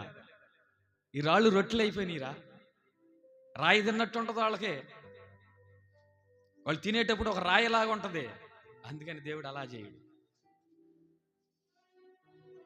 ఇది ఎక్కడి నుంచి వచ్చిందిరా? దేవుడు రొట్టెలు రండి, చేపలు రండి అనడు దేవుడు. ఉన్నదాన్ని దేవుడు ఆశీర్వదించేది. హల్లెలూయా. అందుకని మన దేవుడు అంత గొప్పవాడు. ఆయన ఎప్పుడు ఏది చేసినా నీతిగానే చేస్తాడు, యథార్థంగా చేస్తాడు, మనుషులకు మెచ్చుకునేటట్టు చేస్తాడు. ఆయన ఒక చిన్న బాబు దగ్గర ఉన్నటువంటి 5 రొట్టెలు 2 చిన్న చేపలను దేవుడు ఏం చేశాడంట? అక్కడ ఒక మాట ఉంటుంది, ఏమనంటే అక్కడ దేవుడు ఒక పని చేశాడు. అక్కడ ఏం పని అంటే, అక్కడ నేను దేవుణ్ణి కదా, నేను దేవుని కుమారుని కదా, ఈ గంపలు అవునుగా, కానీ అక్కడ మాట పలకల. అక్కడ ఏం చేశాడంటే దేవునికి ప్రార్థన చేశాడు. హల్లెలూయా. ఒక మాదిరి చూపించాడు దేవుడు. ప్రార్థన చేసి వాటిని ఆశీర్వదించాడు. హల్లెలూయా. చదువు నాన్న అక్కడ లోకాసువార్త. ఆకలిగా ఉన్న వారిని చూచి కనికరించను. వాళ్ళందరూ ఆకలితో ఉన్నప్పుడు దేవుడు కనికరపడి అక్కడ ఒక అద్భుతం చేశాడు. దాదాపుగా వాళ్ళు తినంగా 12 గంపలు మిగిలాయి. దేవుని ఆకలైన వాళ్ళు చూసినా కూడా దేవుడు ఓర్చుకోలేడు. కాపరి లేకపోయినా దేవుడు నీకు కాపరిగా నిన్ను పోషించడానికి, దేవుడు నిన్ను బ్రతికించడానికి, దేవుడు మాటలు తెలియపరచడానికి ఒక కాపరిని తీసుకొస్తాడు నీ ఇంటికి. ఎందుకంటే నువ్వు దారి తప్పు తిరుగుతావేమోనని. గొర్రెలు కాపరి లేకపోతే గొర్రెలు దారి తప్పు తిరుగుతాయి. వాళ్ళకేం తెలీదు. ఎలా ఏ మార్గంలో వెళ్ళాలో ఏ మార్గంలో వెళ్ళకూడదో వాళ్ళకి తెలియదు. ముళ్ళ కంపులోకి వెళ్తాయి, చెట్లోకి వెళ్తాయి, లోయలోకి వెళ్తాయి, ఎక్కడికైనా వెళ్ళొచ్చు. అందుకనే కాపరి ఉన్నాడు అనుకో, అమ్మ అటుపోతే లోయ ఉంటుంది, ఇటుపోతే ముళ్ళ చెట్లు ఉన్నాయి, ఇటుపోతే పోతే మరలా తిరిగి రాలేం, ఇదిగో ఈ రూట్ను పోదామని కాపరి చెప్పగలడు. అందుకనే కాపరి లేని గొర్రెల కొంట దేవుడు ఒక కాపరిని, అనగా నీకు ఒక కాపరిని నియమించడానికి దేవుడు కనికరపడ్డాడు. రెండవదిగా నిన్ను స్వస్థపరచడానికి దేవుడు కనికరపడ్డాడు. మూడవదిగా నువ్వు ఆకలి కొంటే చూడడానికి, ఆకలి కొని ఉంటే ఆయన చూసి నీ మీద కనికరపడే దేవుడు. హల్లెలూయా! దేవుడు ఎంత కనికర స్వరూపుడు. తర్వాత లోకాసు వార్త 7వ అధ్యాయం 13వ వచనం చూద్దాం. ప్రభు ఆమెను చూచి ఆమె యందు కనికరపడి దగ్గరకు వచ్చి పాడెను ముట్టగా ఆయన చిన్నవాడా లే మేన్ చనిపోయేవాడు లేచి కూర్చుండి తల్లికి అప్పగించింది. నాలుగవది చూసినట్లయితే దేవుడు చనిపోయిన కుమారుణ్ణి చూచి, ఆ తల్లిని చూసి ఆ తల్లి మీద జాలి పడ్డాడంట, కనికరపడ్డాడంట. విధవరాలు ఒక కుమారుడు చనిపోతే, చనిపోయిన ఆ కుమారుని తీసుకొని పాడి మీద తీసుకొని వెళుతున్నప్పుడు అక్కడి నుంచి ఆ ప్రాంతంలోనికి వచ్చినటువంటి యేసు ప్రభు ఏం చేశాడంటే, తల్లి ఏడవకు, అమ్మా ఏడవకు అని ఆమె ఏడుస్తుంటే ఆమె మీద కనికరపడ్డాడంట దేవుడు. హల్లెలూయా, హల్లెలూయా. ఆమె మీద కనికరపడి దేవుడు ఆ పాడెను ముట్టి, పాడి మీద ఉన్నటువంటి కుమారుడా లే అని నిలబడి, చనిపోయిన కుమారుని కూడా లేపటానికి దేవుడు కనికరపడ్డాడు. హల్లెలూయా, హల్లెలూయా. నువ్వు ఆత్మీయంగా చనిపోయావేమో, భౌతికంగా చనిపోయావేమో, దేవుడు నేను లేపటానికి ఆయన సంసిద్ధుడు. ఎందుకంటే ఆయన నీ పట్ల ఒక ప్రణాళిక కలిగి ఉన్నాడు, నీ పట్ల ఒక ఉద్దేశం కలిగి ఉన్నాడు, నీ పట్ల ఒక ఆలోచన కలిగి ఉన్నాడు. నువ్వంటే ఆయనకు ప్రేమ, నువ్వంటే ఆయనకి ఇష్టం. ఈ భారతదేశం 125 కోట్లలో 130 మంది కోట్లలో ఇంతమంది జనాభాలో దేవుడు ఈ రోజున నువ్వు దేవుని మందిరంలో కూర్చున్నావంటే, ఇంతమందిలో దేవుడు నిన్నే ఎందుకు కావాలని కోరుకున్నాడంటే నువ్వంటే ఆయనకి ఇష్టం. హల్లెలూయా. ఈ మార్టూరు ప్రాంతంలో 20,000 మంది ప్రజలు ఉంటే, 20,000 మంది ప్రజల్లో 5,000 మందిలో, ఈ 5,000 మందిలో నువ్వు వచ్చి దేవుని మందిరంలో కూర్చున్నావంటే అది నీ గొప్పతనం కాదు, అది నీ మంచితనం కాదు, అది దేవుడు నీ మీద చూపించిన కృప, అది ఆయన భాగ్యం. అది నీ మీద కనికరపడ్డాడు కనుకనే ఈ రోజున ఆయన సన్నిధిలో నువ్వు కూర్చోగలిగావు. నువ్వు ఆయన ప్రేమించగలిగావు కనుకనే ఆయన సన్నిధిలో నువ్వు కూర్చోగలిగావు. ఆయన ప్రేమించలేకపోతే, లేదా ఆయన మన మీద కనికరపడకపోతే ఎక్కడో సినిమా హాల్లోనో ఎక్కడో ప్రాంతంలో ఈ రోజున ఎక్కడో ఉండేవాళ్ళం. ఆయన కనికరపడ్డాడు కనుక విధవరాలు కుమారుని దేవుడు స్వస్థపరిచి బాగు చేసి చనిపోయిన వాడిని లేపి. హల్లెలూయా. తర్వాత చూద్దాం మన మత్తయి సువార్త 20వ అధ్యాయం 30వ వచనం. మత్తయి సువార్త 20:30. ఇదిగో త్రోవ ప్రక్క కూర్చున్న ఇద్దరు గుడ్డివారు యేసు ఆ మార్గమున వెళ్ళుచుండగా విని, ప్రభువా దావీదు కుమారుడా మమ్మను కరుణించమని కేకలు వేసిరి. ఓరకుండుడని జనులు చెప్పినా గద్దించినా గాని వారు, ప్రభువా దావీదు కుమారుడా మమ్మను కరుణింపుమని కేకలు వేశారు. యేసు నిలిచి వారిని పిలిచి, నేను నీకేమి చేయగోరుచున్నాను అడుగగా వారు ప్రభువా ఆమేన్ కనికరపడి వారి కన్నులు ముట్టెను. వెంటనే వారు దృష్టి పొంది ఆయన వెంట వెళ్ళిరి. హల్లెలూయా, హల్లెలూయా. దేవుడు యెరికో నుండి వెళుతున్నప్పుడు బహుజన సమూహములు ఆయన వెంట వెళుతున్నారంట. ఇదిగో త్రోవ పక్కన కూర్చున్నటువంటి ఇద్దరు గుడ్డివారు. యేసు ప్రభు అలా వెళ్తా ఉన్నాడు. అలాగనే ఆ వెళతా ఉన్న మార్గంలో ఇద్దరు గుడ్డివారు కూర్చొని, దావీదు కుమారుడా, దావీదు కుమారుడా, మమ్మల్ని కరుణించయ్యా, మా 2 కళ్ళు పోయాయ్యా, మమ్మల్ని స్వస్థపరుచయ్యా అని త్రోవ పక్కన కూర్చున్నటువంటి 3 గుడ్డివారు పిలిస్తే యేసు ప్రభు వాళ్ళ మొర ఆలకించాడు. హల్లెలూయా, హల్లెలూయా, హల్లెలూయా. ఆయన వచ్చిందే మన కోసం. ఆయన వచ్చిందే బలహీనతలో ఉన్న వారిని దేవుడు బలహీనతల నుంచి విడిపించడానికే. కన్నీళ్ల మధ్యలో ఉన్న వారిని కన్నీళ్లు తొడవడానికి ఆయన వచ్చాడు. నీ మీద కనికర పడటానికి వచ్చాడు. నీ మీద జాలి పడటానికి వచ్చాడు. నీ మీద దయ చూపడానికి వచ్చాడు. నిన్ను శిక్షించడానికి కాదు, నిన్ను నరకానికి తీసుకెళ్ళడానికి కాదు. దేవుడు నిన్ను ఆయన ఉన్నతమైన పరలోక స్వాస్థ్యాన్ని దేవుడు ఇవ్వాలని దేవుడు నీ కొరకు ఈ లోకానికి వచ్చాడు. హల్లెలూయా. పరలోకపు స్వాస్థ్యం. అపోస్తుడైన పౌలు అంటాడు, ఇదిగో నా పరుగు కడముట్టించుతున్న విశ్వాసమును కాపాడుకున్నాను, నా కొరకు ఒక నీతి కిరీటం ఉంచబడినది. హల్లెలూయా. నువ్వు కూడా ఈ జీవన యాత్రలో, ఈ యాత్రలో మనం యాత్ర చేస్తున్నాం. యాత్ర చేసేటప్పుడు ఎన్నో అవాంతరాలు, అభ్యంతరాలు, ఆటంకాలు, సమస్యలు, కన్నీరు, రకరకాల సమస్యలు ఎదురవుతాయి. వాటన్నిటిని ఈ చెవులో విని చెవులో వదిలిపెట్టేయాలి. హల్లెలూయా.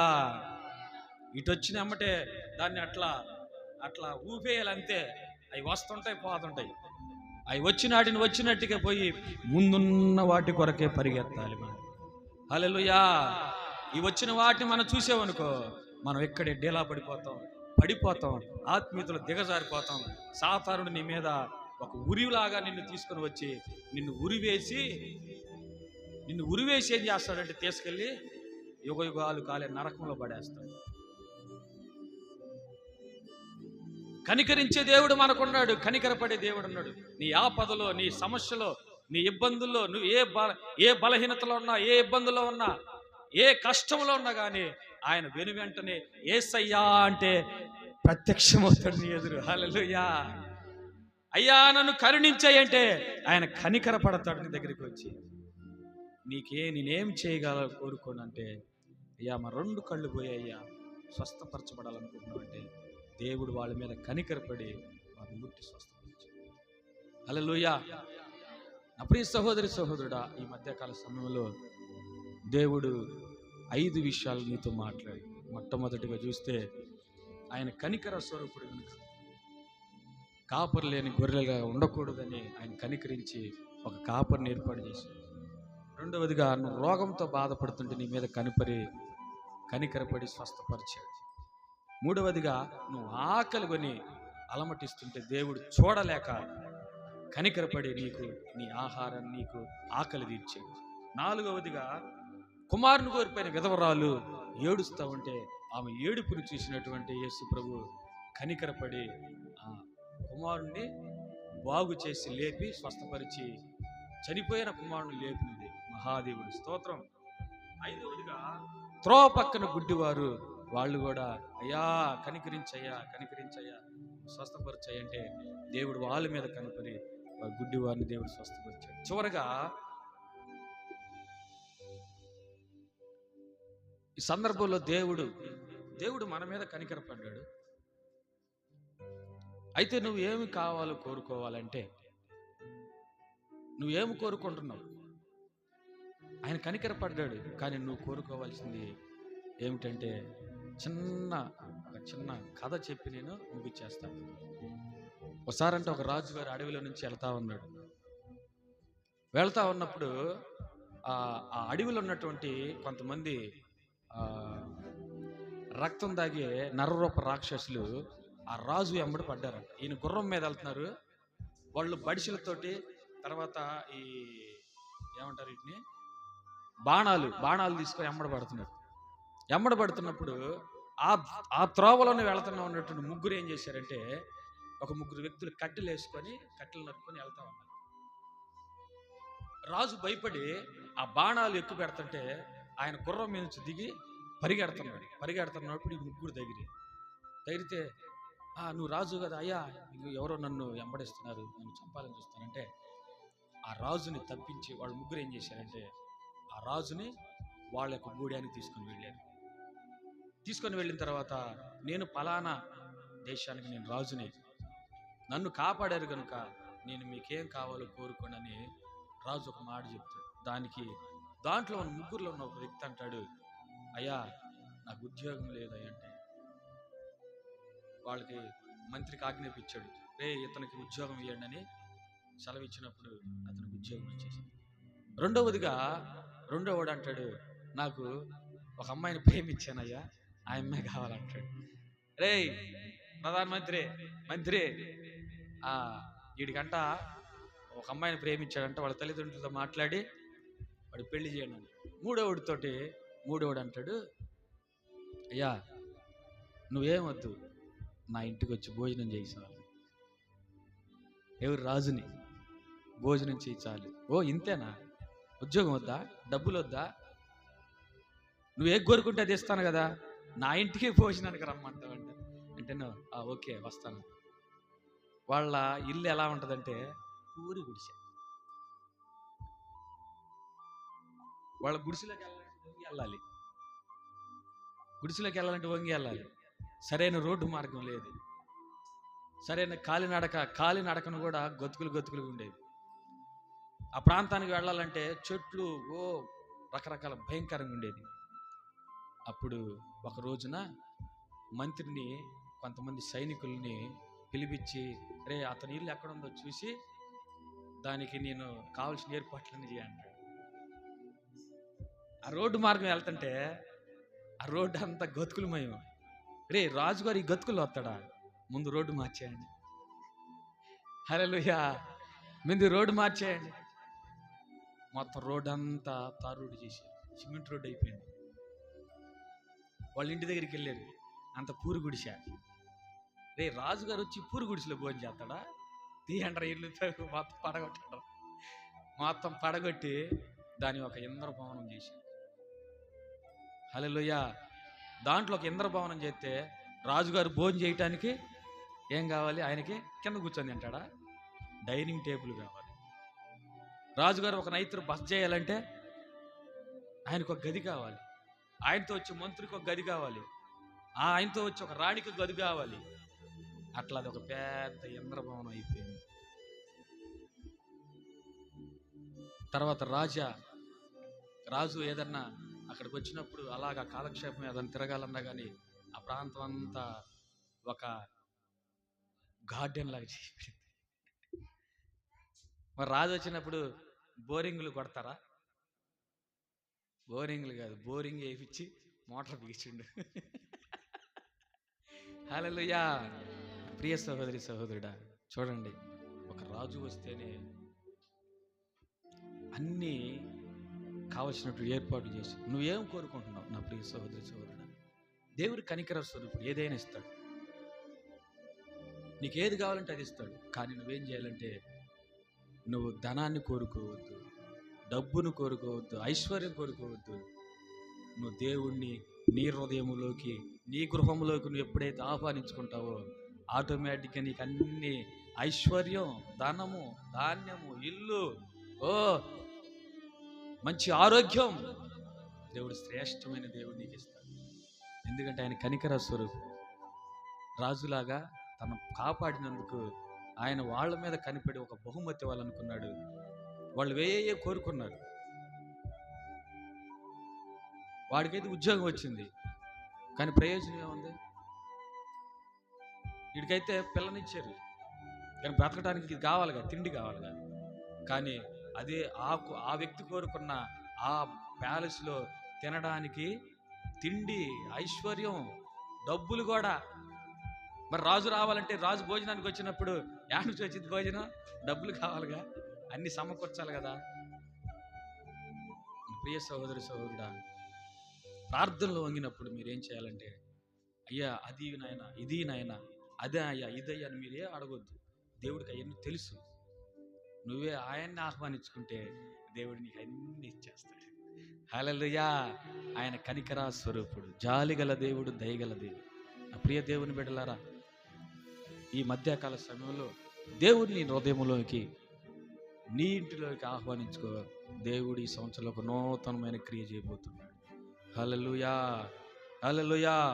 దేవుడి మాటలు దీవించును గాక. అందరూ మోకరించండి, ప్రార్థన చేసుకుందాం.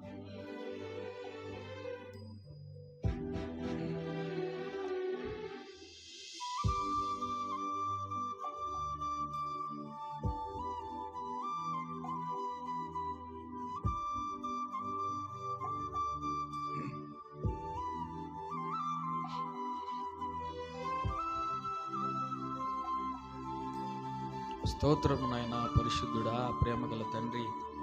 అయ్యా, నువ్వు కనికరం గల దేవుడు అని, నువ్వు జాలి గల దేవుడు అని, దయగల దేవుడు అని అయ్యా మేము తెలుసుకున్నాం ప్రభువా.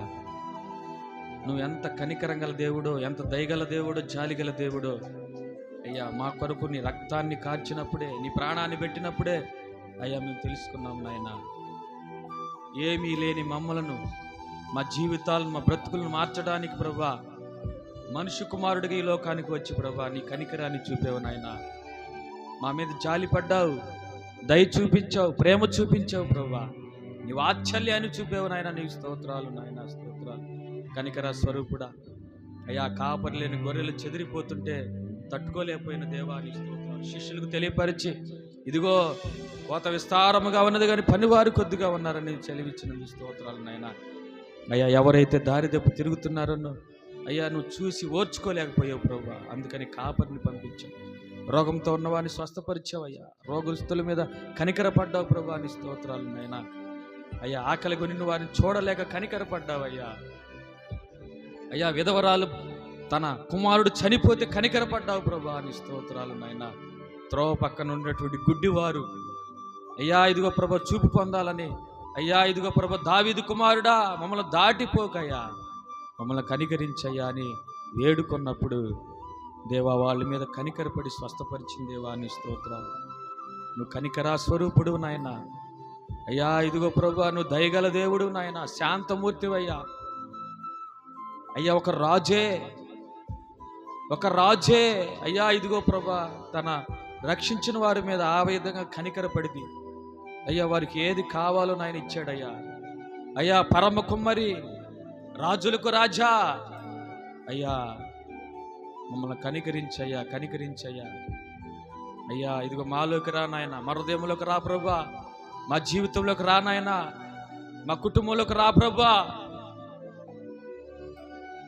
అయ్యా ఈ లోక భోగ భాగ్యాలు మాకు అవసరం లేదు నాయన, ఈ లోక ధనధాన్యాలు మాకు అవసరం లేదయ్యా, ఈ లోక ఘనతలు మాకు అవసరం లేదు నాయన, ఈ లోక పేరు ప్రఖ్యాతులు మాకు అవసరం లేదు ప్రభా. నాయనా మీ ఘనత కావాలి నాయన, నీ కనికరం కావాలయ్యా, నీ జాలి కావాలయ్యా, నీ కరుణ కావాలి ప్రభా. ఆ రీతిగా మమ్మల్ని నడిపించయ్యా. ఈ వారమంతా నీ రెక్కల నీళ్ళలో భద్రపరుచుకో ప్రభా. నీ కనికరంతో మా కుటుంబాన్ని నింపయ్యా, నీ జాలి మా కుటుంబం చూపయ్యా, నీ కరుణ మా కుటుంబం మీద చూపయ్యా, నీ ప్రేమ వాత్సల్య మా మీద, మా కుటుంబం మీద నువ్వు కుమ్మరింప చేయనాయనా. హల్లెలూయా, హల్లెలూయా, హల్లెలూయా. మరువక విడువక దేవుడు దివారాత్రులు నీ వైపే చూస్తున్నాడు.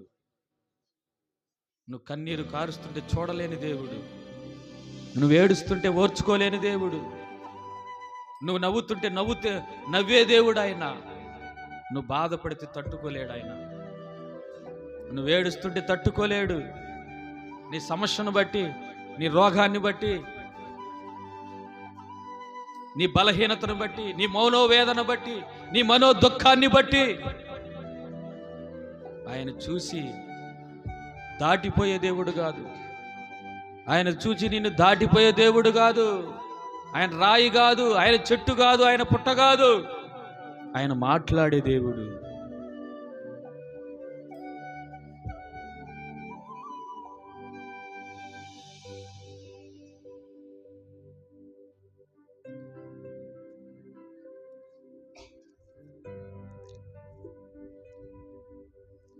ఆయన నీ మీద కనికర పడుతున్నాడు.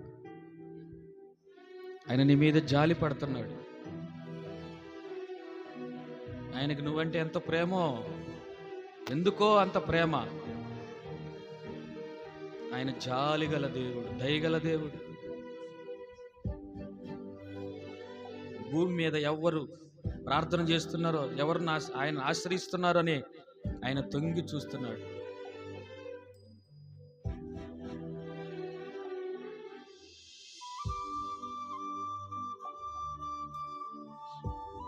నిందలు వచ్చినాయా, అవమానాలు వచ్చినాయా, తిరస్కారాలు వచ్చినాయా, చేత్కారాలు వచ్చినాయా, ఐ డోంట్ కేర్.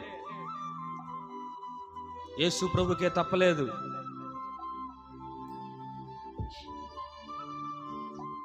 నీ భర్త నేను ఒక మాట అన్నాడేమో భరించు, నీ భార్య నీ మాట ఒక మాట అన్నదేమో భరించు, నీ పిల్లలు ఒక మాట అన్నారేమో భరించు, నీ స్నేహితులు ఒక మాట అన్నారేమో భరించు. యేసు ప్రభువే భరించాడు. ఆయన అవమానించిన, చీట్లు వేసుకొని దూషించిన, అపహసించిన, కాళ్ళతో తన్నిన, మొహం మీద పిడిగుద్దులు గుద్దిన ఆయన సహించుకున్నాడు. ఎందుకంటే వారి మీద కనికరం చూపాడు దేవుడు. వాళ్ళ మీద జాలి పడ్డాడు. ఎందుకంటే వాళ్ళు తెలియక చేస్తున్నారని వాళ్ళ మీద జాలి పడ్డాడు దేవుడు. ఇంతవరకు ఆరాధన ద్వారా మహిమ పొందిన దేవునికి స్తోత్రాలు చెల్లిద్దాం. స్తోత్రం, స్తోత్రం, స్తోత్రం, స్తోత్రం, స్తోత్రం. పాటల ద్వారా, సాక్ష్యముల ద్వారా, ఆరాధన ద్వారా మహిమ పొందిన దేవునికి స్తోత్రాలు చెల్లిద్దాం. స్తోత్రం, స్తోత్రం, స్తోత్రం. వాక్య పరిచర్లో తన దాసు నిలబెట్టుకొని పరిశుద్ధాత్మ దేవుడు మనందరితో మాట్లాడిన దేవునికి స్తోత్రాలు చెల్లిద్దాం. స్తోత్రం, స్తోత్రం, స్తోత్రం. తండ్రి, కుమార, పరిశుద్ధాత్మ త్రియేక దేవునికి స్తోత్రాలు చెల్లిద్దాం. ఆయన రాజ్యానికి రాకడకు సిద్ధపరచుకున్న త్రియేక దేవునికి స్తోత్రాలు చెల్లిద్దాం.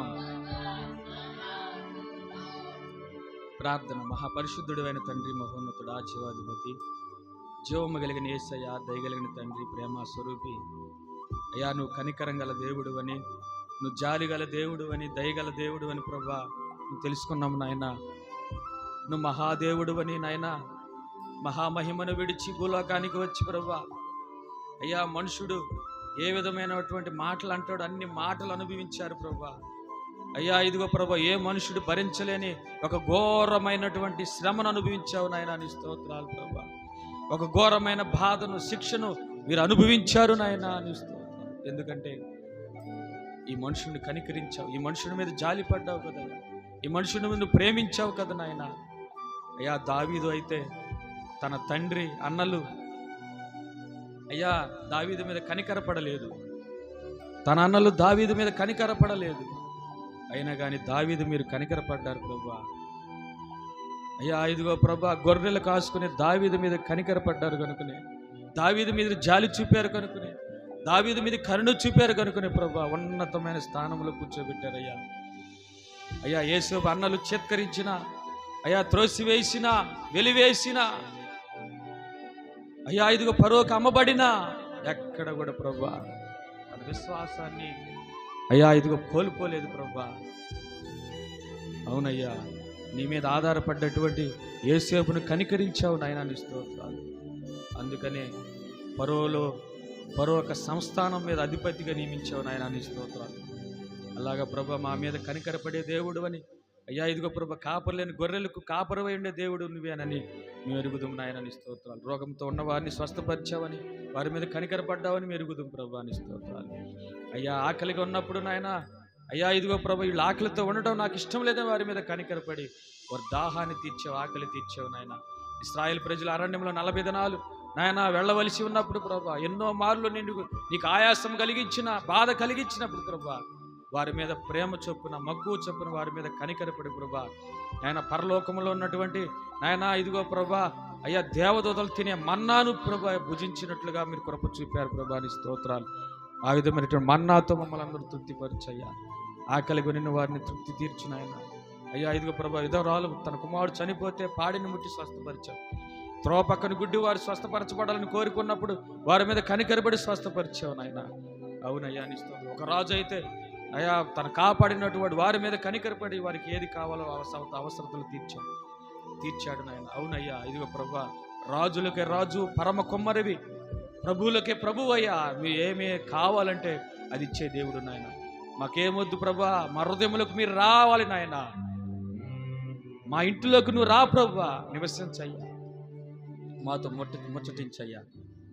అయ్యా, నీ చిత్తమైతే నీ రాకడలో మమ్మల్ని అందరినీ నీ రాజ్యానికి రాకడ సిద్ధపరచమని నజరేయుడైన యేసయ్య పరిశుద్ధ నామములో అడిగి వేడుకొని ప్రార్థిస్తున్నాం తండ్రి. ఆమేన్. మన తండ్రి అయిన దేవుని ప్రేమయు, కుమారుడైన యేసుక్రీస్తు వారి యొక్క కృపయు, పరిశుద్ధాత్మని యొక్క అన్యమైన సహవాసం మనకును సకల పరిశుద్ధులకు సదా తోడేని నడిపించును గాక. ఆమేన్. ఆమేన్. హల్లెలూయా, హల్లెలూయా, హల్లెలూయా.